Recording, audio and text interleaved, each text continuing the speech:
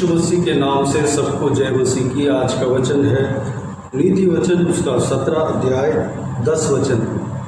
एक मुर्गी समझने वाले के मन में जितनी घट जाती है उतना 100 बार मार खाना मूर्ख के मन में नहीं घटता।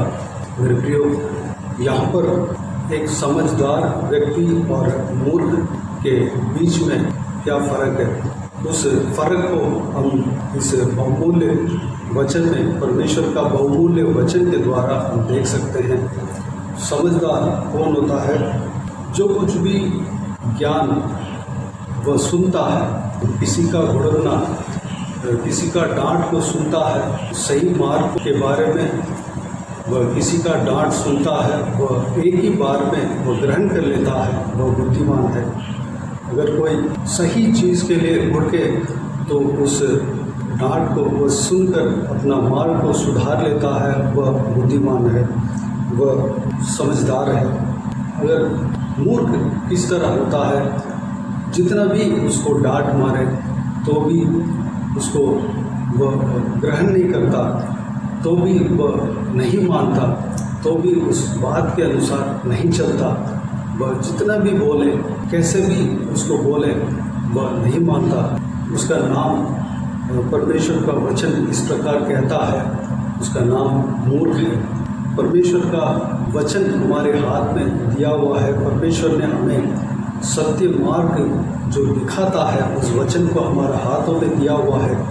परमेश्वर का वचन जिस मार्ग को बताता है, उस मार्ग में चलने के लिए बताता है। उस बात को जो कोई भी जन एक बार में ग्रहण कर लेता है, वह बुद्धिमान है और समझदार है। जो जिस व्यक्ति को बार बार समझाने से भी वह समझ नहीं पाता, वह समझता नहीं, वह जानबूझकर उस बात का हट करता है, उस बात को इनकार करता है, तो उसका नाम है मूर्ख। मेरे प्रियो, हमें एक निर्णय लेना है, हमारे अंदर कौन सा गुण है, हमें जांचना है। हम समझदार व्यक्ति हैं या मूर्ख हैं, या हम समझदार व्यक्ति बनना चाहेंगे या मूर्ख बनना चाहेंगे। मेरे प्रियो, हमें समझदार व्यक्ति बनना है। जो कुछ भी बातें परमेश्वर का वचन हमसे कहता है, उसको हमें ग्रहण करना है, ग्रहण कर लेना है, उसको मान लेना है, तब हम समझदार व्यक्ति बनते हैं। अगर परमेश्वर का वचन जो कुछ भी कहता है उसका हम इनकार करते हैं, उसके अनुसार नहीं चलते हैं, तो हम मूर्ख कहलाए जाएंगे। हमें समझदार बनना है। प्रभु यीशु मसीह एक दृष्टांत कहा है, उस दृष्टांत को हम अभी देखेंगे। एक किसान बीज बोने के लिए बीज को लेकर जाता है। कुछ बीज मार्ग में गिरता है, कुछ बीज पथरीली जगह पे गिरता है, कुछ बीज झाड़ियों के बीच में गिरता है, कुछ बीज अच्छे ज़मीन में, अच्छे मिट्टी में गिरता है। जो मार्ग में गिरता है वो तुरंत उसको पक्षी आकर उठा कर ले जाता है, और जो पथरीली जगह पर गिरता है वह थोड़ी सी मिट्टी होने के कारण वह जल्दी उगता है, लेकिन नीचे पत्थर होने के कारण वह ज़्यादा बढ़ नहीं पाता। वह सूर्य के किरणों के वजह से, ज़्यादा धूप के वजह से, गर्मी के वजह से वह सूख जाता है, क्योंकि वह जड़ नहीं पकड़ पाता। जो कांटों के बीच में, झाड़ियों के बीच में गिरा हुआ बीज निकलता तो है, लेकिन चारों तरफ झाड़ी होने के वजह से वह दबकर वह बढ़ नहीं पाता। और जो अच्छे भूमि में गिरता है वह तुरंत उस अच्छे भूमि में अच्छी तरह पकड़ लेता है, और 100 गुना, 60 गुना, 80 गुना फल देता है। मेरे प्रियो, हमें एक अच्छे भूमि की तरह रहना है। हमारे हृदय में परमेश्वर का वचन अगर बोया जाता है, जब भी बोया जाता है, तो उस वचन का फल, प्रतिफल हमें देना है। प्रतिफल हमारे जीवन से मिलना चाहिए। उस तरह के ज़िंदगी हमें जीना है, उस तरह के अर्पण हमारे अंदर होना चाहिए। वह कैसे मिलेगा?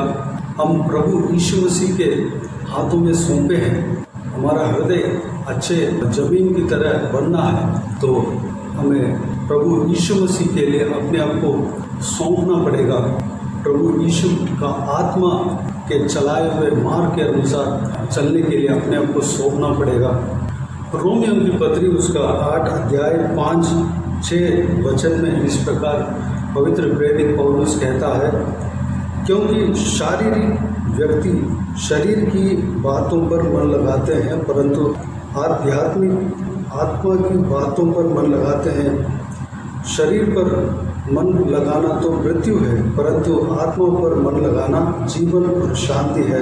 13 वचन में इस प्रकार लिखा हुआ है, क्योंकि यदि तुम शरीर के अनुसार दिन काटोगे तो मरोगे, यदि आत्मा से देह की क्रियाओं को मारोगे तो जीवित रहोगे। जब हमें जो परमेश्वर के आत्मा को पाता है और परमेश्वर के आत्मा में बढ़ता है, वह शरीर के इच्छाओं को मारता है। जब हम शरीर की इच्छाओं को मारते हैं, हम परमेश्वर के वचन को ग्रहण करते हैं। परमेश्वर का वचन को ग्रहण करना एक आत्मिक कार्य है। जब हम आत्मा में बढ़ते हैं तो पवित्र आत्मा में बढ़ते हैं तो पवित्र आत्मा हमें स्वयं चलाएगा, परमेश्वर का वचन को हमें सिखाएगा, परमेश्वर का वचन हमारा हृदय में टिकने देगा। और जब हम परमेश्वर का वचन को सुनते हैं या पढ़ते हैं, एक बार में हमें समझ में आएगा, उस वचन का फल हमारा जीवन से निकलेगा। हमें आत्मा में बढ़ना है। आत्मा में बढ़ने के लिए हमें प्रार्थना में लगना है, परमेश्वर का वचन को पढ़ना है, उपवास के समय में उपवास करना है, परमेश्वर का आराधना करना है, परमेश्वर के लिए अपने आप को जीवित, पवित्र और परमेश्वर को भाता हुआ बलिदान करके चढ़ाना है। परमेश्वर जो कुछ भी हमें बोले उसको, उस बात को मानकर उस बात के अनुसार करने के लिए अपने आप को परमेश्वर के हाथों में सौंपना है। जब इस तरह हम सौंपते हैं पवित्र आत्मा से, पवित्र आत्मा का जीवन में, आत्मिक जीवन में हम बढ़ते हैं, तो हम शरीर के क्रियाओं को मारते हैं। शरीर के क्रियाओं को जब मारते हैं तो हमें वह जो वचन हमारे हृदय में बोया जाता है, वह झाड़ियों के बीच में जिस तरह पौधा निकल नहीं पाता, झाड़ी उसको दबा देता है, उस तरह हमारा शरीर वचन को दबाएगा नहीं, बल्कि वचन हमारा जीवन में फल लाता है। हमारा शरीर का क्रिया को, शरीर का इच्छाओं को मारना है, यानी कि शरीर का जो अभिलाषा है, पाप की अभिलाषा, उसको हमें मारना है। उसको कैसे मारें? जब हम आत्मिक जीवन में बढ़ेंगे, हम प्रार्थना में लगेंगे, हम परमेश्वर को स्तुति करने में लगेंगे, परमेश्वर से हमेशा जुड़े रहेंगे, तो हम आत्मिक जीवन में बढ़ पाते हैं। परमेश्वर के आत्मा को जब हम पाएंगे तो परमेश्वर के आत्मा हमें चलाएगा। परमेश्वर के आत्मा के चलाए हुए मार्ग के अनुसार जब हम चलेंगे, हम शरीर के क्रियाओं को मारेंगे, यानी कि पाप के क्रिया, जो पाप के अभिलाषा है, हमारे अंदर पाप की जो इच्छा है, उसको हम मारेंगे। जब हम शरीर के इच्छाओं को मारते हैं तो हम आत्मिक जीवन में आगे बढ़ पाएंगे। हम एक बार सुनने से उस बात को हम समझ पाएंगे, ग्रहण कर पाएंगे।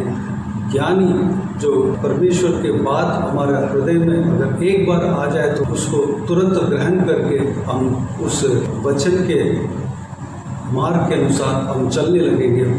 आत्मिक बातों में हम सब चलने लगेंगे, आत्मिक बातों में हम बढ़ने लगेंगे, परमेश्वर का निकट पहुंचने लगेंगे, परमेश्वर का बाता हुआ कार्य हम करने लगेंगे। क्योंकि पवित्र आत्मा में जब हम बढ़ते हैं, पवित्र आत्मा हमारा हृदय में वास करता है, तो पवित्र आत्मा परमेश्वर का हृदय को जानता है, तो परमेश्वर का हृदय के अनुसार, परमेश्वर का इच्छा के अनुसार हमें चलाता है। इसलिए हम परमेश्वर के निकट करीब पहुंच पाएंगे। प्रियो, हमें ज्ञानवान बनना है, हमें बुद्धिमान बनना है, हमें समझदार बनना है। उसके लिए हम पवित्र आत्मा के अगुवाई के लिए, उसके अनुसार चलने के लिए, पवित्र आत्मा के अगुवाई के अनुसार हमें चलने के लिए अपने आप को परमेश्वर के हाथों में समर्पित करना है। हमें जो स्पिरिचुअल एक्टिविटीज़ में आगे बढ़ना है, परमेश्वर के लिए समय देना है। जब हम देह की क्रियाओं को मारते हैं हम जीवित रहेंगे, आत्मिक जीवन में जीवित रहेंगे। तो आइए मेरे प्रियो, हम बुद्धिमान बनने के लिए, हम समझदार बनने के लिए, हमारे अंदर जो मूर्खता है उसको हटाने के लिए आज से लेकर उन पवित्र आत्मा का चलाए हुए मार्ग के अनुसार चलने के लिए और हमारे हृदय में जो कुछ भी बोया जाता है परमेश्वर की ओर से उसका सही फल हम अपने जीवन में देने के लिए अपने आप को परमेश्वर के हाथों में समर्पित करें। आइए अब प्रार्थना में जाएं। स्वर्ग पिता दयालु परमेश्वर, आपको धन्यवाद देता हूँ आज के इस बहुमूल्य वचन के लिए, आपको धन्यवाद देता हूँ परमेश्वर। बीते हुए दिनों में हमें संभाला, बचाया, सुरक्षित रखा, आपको धन्यवाद देता हूँ परमेश्वर। आज का दिन में प्रवेश होने दिया आपने, आपको धन्यवाद देता हूँ। आपके अनुग्रह के लिए आपको धन्यवाद देता हूँ परमेश्वर। पिताजी, हमने जो वचन आज देखा है पिता, मूर्खता के साथ हम नहीं रहने पाए परमेश्वर। मूर्खता हमारे अंदर से दूर करना पिता, मूर्खता की बातें हमारे अंदर से दूर करना परमेश्वर। हालेलुया। आपके वचन के द्वारा हमें जो सिखलाई मिलता है पिता, उसको हम ग्रहण करने पाए, एक ही बार में ग्रहण करने पाए। उस वचन को दबाने वाली बातें हमारा जीवन में नहीं होने पाए परमेश्वर। उसके लिए हम आत्मिक जीवन में बढ़ने पाए पिता, पवित्र आत्मा में बढ़ने पाए परमेश्वर। हालेलुया। हमारा शरीर के कार्य को, देह के कार्य को हम मारने पाए, यानी कि पाप को हम मारने पाए परमेश्वर। हम आत्मिक जीवन में आगे बढ़ने के लिए प्रार्थना में लवली रहने पाए परमेश्वर, और वचन पढ़ने में परमेश्वर, और आपको स्तुति आराधना करने में, आपको महिमा करने में और आपको धन्यवाद देने में, जब उपवास के समय रहता है उस उपवास करने में हम लगने पाए परमेश्वर, आपके करीब आने पाए परमेश्वर। के आत्मा जिस तरह हमें चलाते हैं परमेश्वर, उस तरह हम चलने पाए। पवित्र आत्मा आपका हृदय को जानता है, इसलिए वह आपका हृदय के अनुसार वह चलाता है परमेश्वर। जब हम पवित्र आत्मा का अगुवाई के अनुसार चलते हैं, परमेश्वर के हृदय के बाता हुआ काम करते हैं। जब हम परमेश्वर का हृदय का बाता हुआ काम करते हैं तो परमेश्वर हमसे प्रसन्न होता है, हमें आशीष देता है और उनके सामर्थ से, आपके सामर्थ से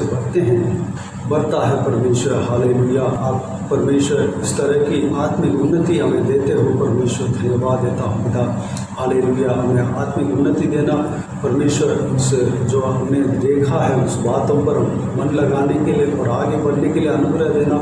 हमारा हृदय अच्छे जमीन होने पाए, ताकि आपके जो वचन है हमारे हृदय में बोया जाता है वह परमेश्वर 100 गुना, 60 गुना, 80 गुना फल लाने पाए पिता, अनुग्रह देना परमेश्वर। पिताजी हालेलुया, धन्यवाद देता हूँ परमेश्वर। कोई भी शैतान उस वचन को परमेश्वर, उस वचन को निकालने ना पाए। कोई भी परमेश्वर हमारा पत्थर की जैसे हृदय हमारे अंदर हो तो परमेश्वर उसको तोड़ना पिता।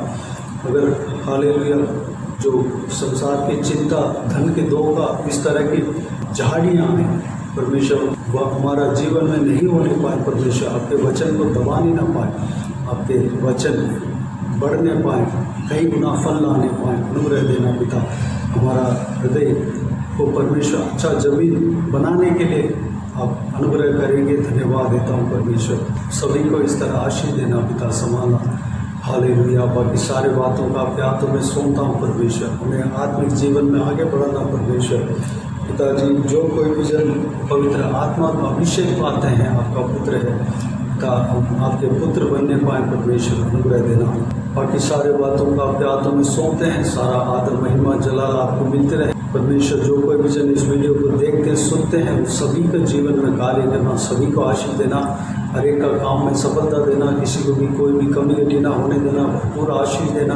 हर व्यक्ति के ऊपर आपके हाथ हमेशा बने रहने पाए, किसी को भी कोई भी कमी घटी ना होने देना परमेश्वर। हर एक का काम में सफलता देना परमेश्वर, सारा काम पूरा होने पाए, अनुग्रह देना पिता। हालेलुया, धन्यवाद। जो बीमार व्यक्ति है उनको आपके हाथों में सौंपते हैं परमेश्वर, में छूना, चंगा करना। हालेलुया। प्रभु यीशु मसीह के नाम से चंगा होने पाए। सारा आदर, महिमा, जलाल आपको मिलते रहे। सारा दुआ प्रार्थना को प्रभु यीशु मसीह के नाम से मांगते हैं, सुन और ग्रहण कर। आमीन, आमीन। प्रभु यीशु मसीह के नाम से प्रभु यीशु मसीह का आशीष और अनुग्रह आप सभी के ऊपर बने रहें। आमीन आमीन। मेरे प्रियो, इस चैनल को सब्सक्राइब करें और शेयर करें। अगर किसी को भी प्रार्थना का विषय हो तो डिस्क्रिप्शन में दिए हुए नंबर पर कॉल करके प्रार्थना करा सकते हैं। हम आपके लिए प्रार्थना करेंगे। आप अपने व्यक्तिगत प्रार्थना में हमारे लिए प्रार्थना कीजिए।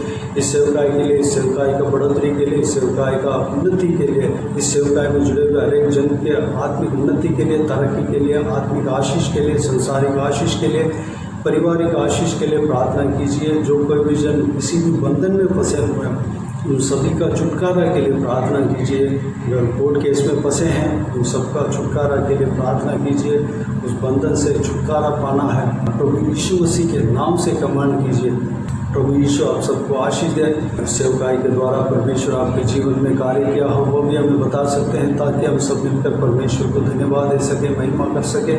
प्रभु यीशु आप सबको आशीष दे। आमीन आमीन।